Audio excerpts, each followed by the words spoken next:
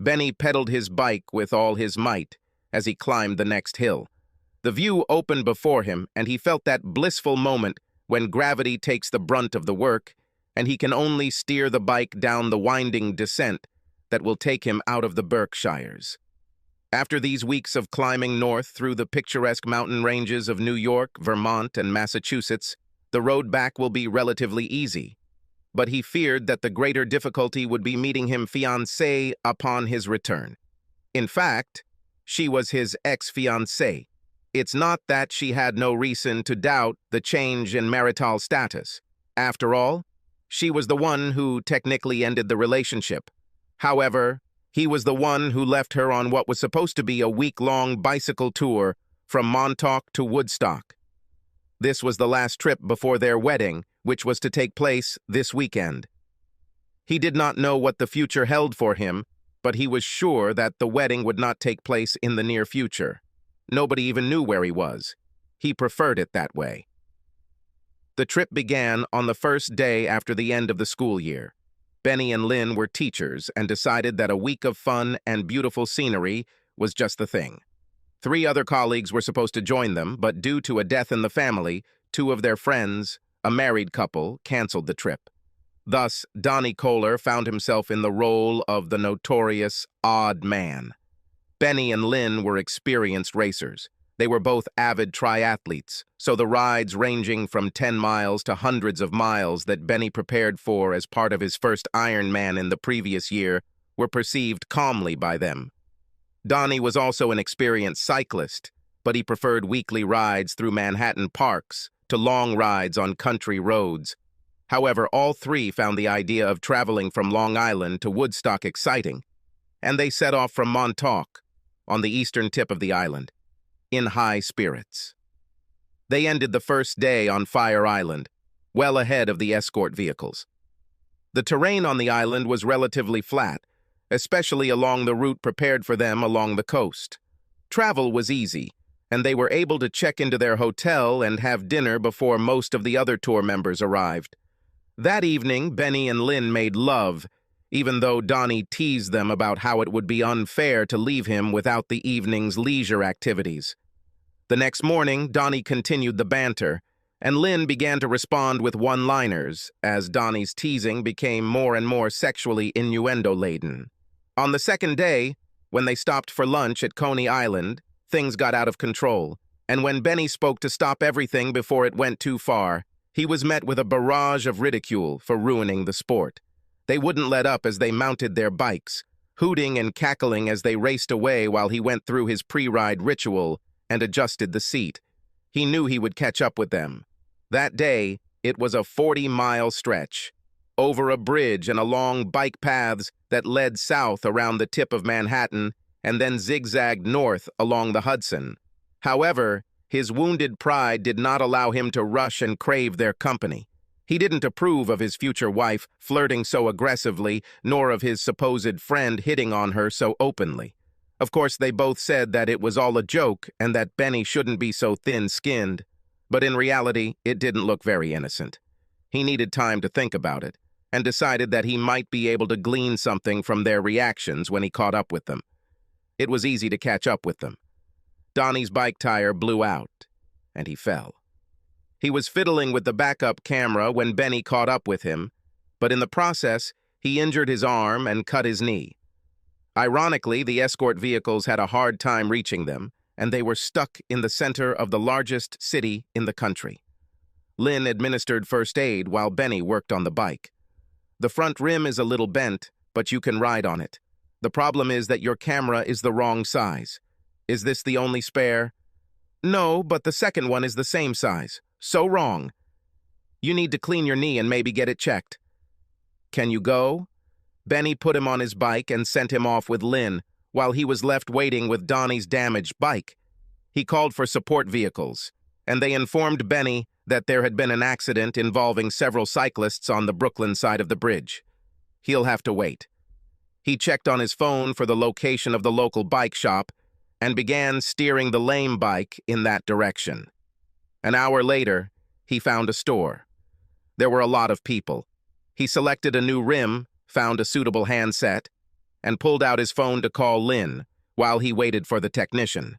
Lynn texted him to say Donnie had done well on the trip, and they had already stopped to check on his cuts, clean him up, and bandage him. They were heading to a hotel in Westchester. Benny waited less than patiently. He even offered to pay for the use of the editing bench when it was available. Another 45 minutes passed before he got on his bike. The bike wasn't worth the wait. It sucked. The frame was too small, the seat was uncomfortable, and the gears were not set up properly for off-road riding. No wonder he's always behind. His bike is crap, Benny thought, as he lumbered back to the path through New York City rush hour.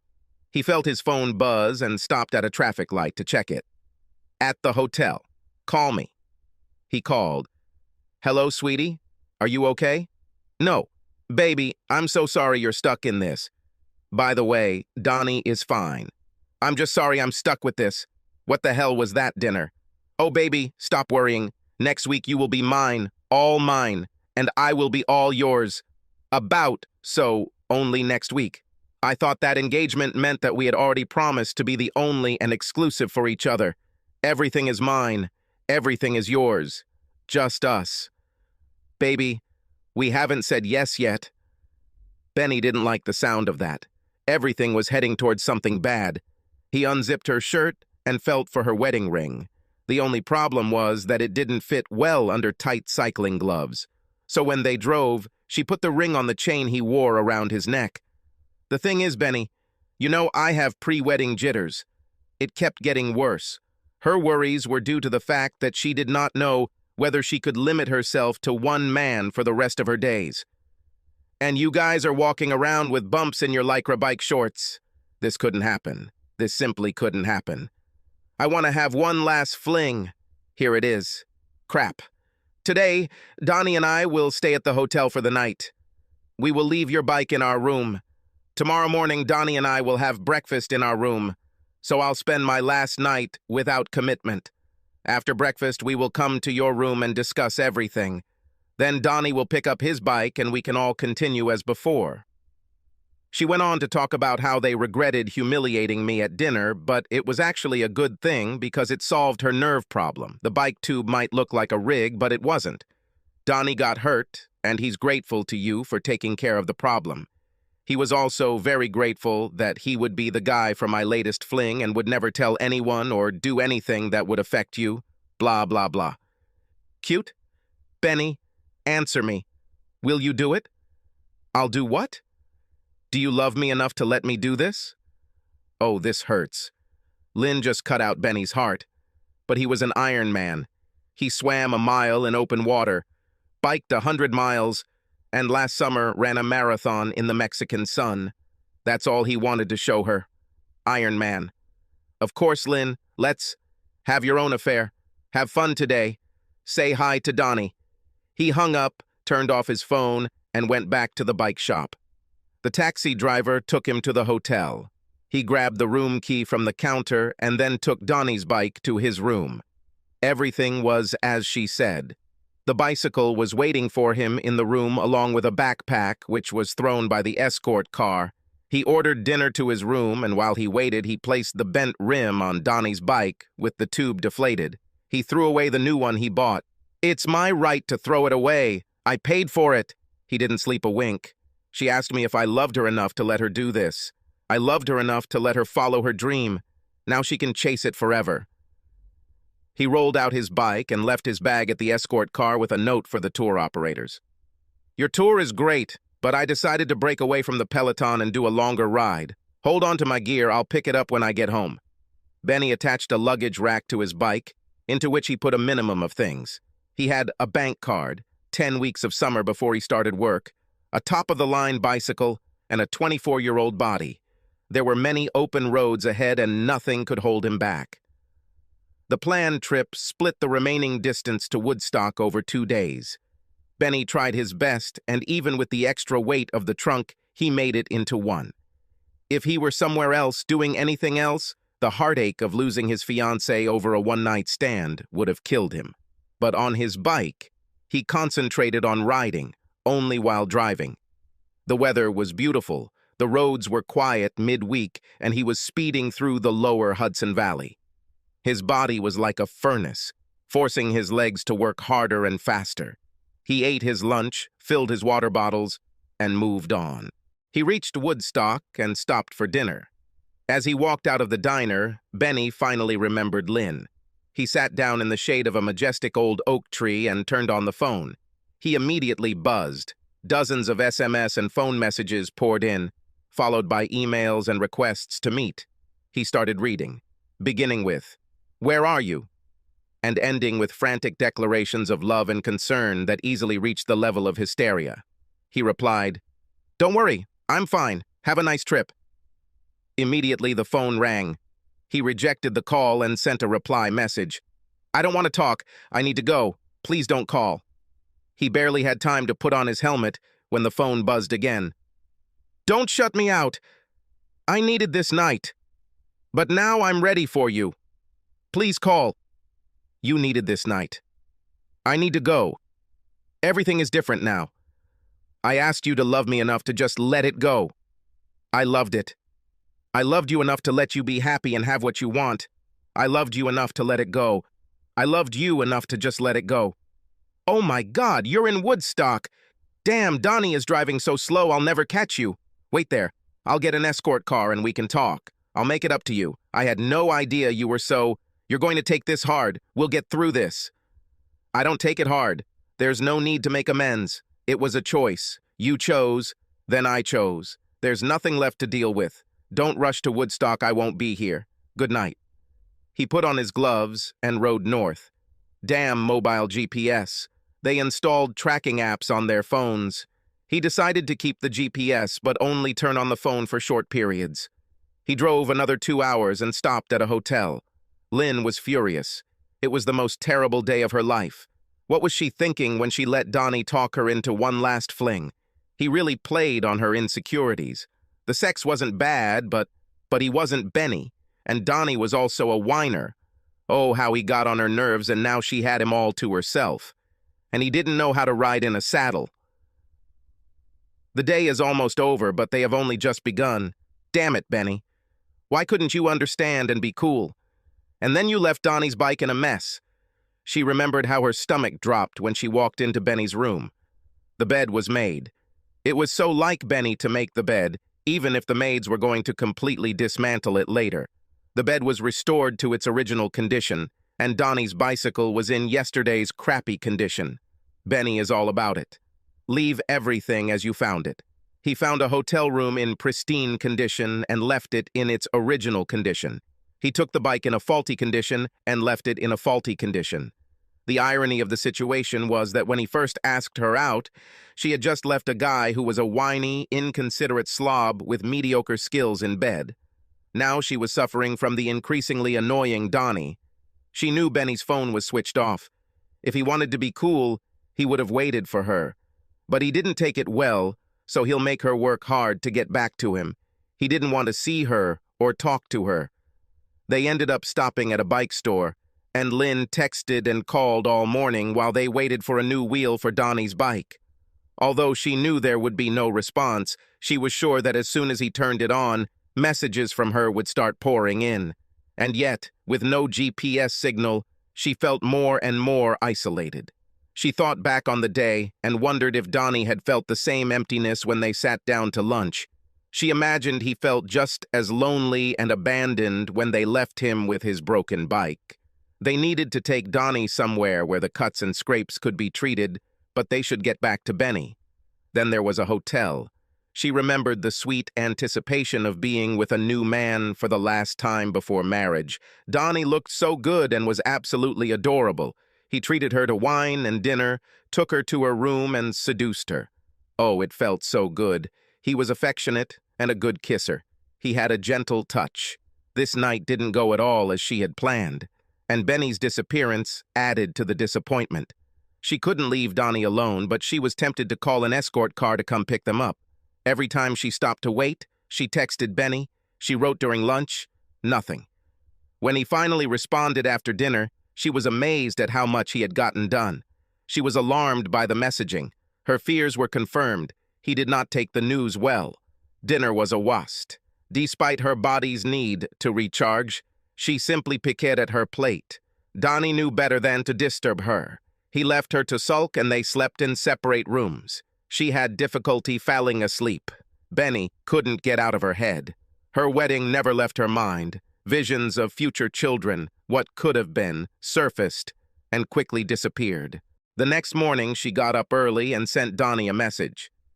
"You'll be okay with the group today. I have to try and find Benny. I'm going to Woodstock." She also left a message for Benny. "Please don't go. I need you. Wait in Woodstock." Benny's phone was turned off. He didn't want to be tracked. He didn't want to talk. He didn't want to text. He wanted to go. When Lynn got to Woodstock the next day, Benny was gone. In fact, he was already well outside of Albany and heading north. Even though she was sure his phone was off, she spent the rest of the day calling and texting. Sleep eluded her again, and the next day, she took the bus back to Montauk alone, anxious and exhausted. Lynn spent the next few days leaving Benny every message she could. She spent her nights tossing and turning and brooding over her regrets and worries. She was most worried about Benny. He was strong and skilled, but he was alone. What if his bike breaks down like Donnie's? What if he falls? What if he gets hit by a car? Of course, he could fix his bike himself and was a careful rider, but accidents could happen, and there was no escort car. No one but her even knew he was there, and she had no idea where exactly he was going. Meanwhile, Benny pedaled feverishly every day. He turned east, skirting the northern shores of Lake Champlain, and entered Vermont. He had no problem sleeping or anything else.